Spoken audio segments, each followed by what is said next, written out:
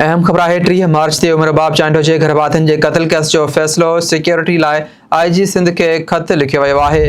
District and session जज दादू Zahid Hussain मैतलो security लाइ IG police Javed Alam ओडो खे ख़त लिखी छॾियो आहे।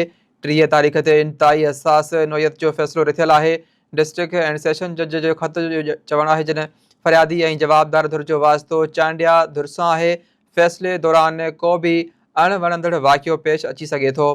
ख़त जे मतन में इहो ॼाणायो वियो आहे कंहिं बि अणवणंदड़ वाक़िए खां बचण लाइ 30 मार्च ते अदालत जे अंदरि ऐं भरपासे में सिक्योरिटी जा इंतज़ाम सख़्तु कया वञनि। अहम ख़बर आहे 30 मार्च ते उमरबाब चांडो जे घर वारनि जे क़त्ल केस जो फ़ैसिलो सिक्योरिटी लाइ IG सिंध खे ख़त लिखियो वियो आहे।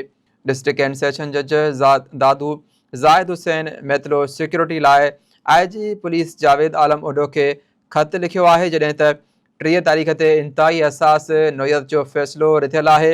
डिस्ट्रिक्ट एंड सेशन जज जो ख़त में चवणु आहे त फ़रियादी ऐं जवाबदार धुर जो वास्तो चांडिया धुर सां आहे। फ़ैसिले दौरान को बि अणवणंदड़ वाक़ियो पेश अची सघे थो।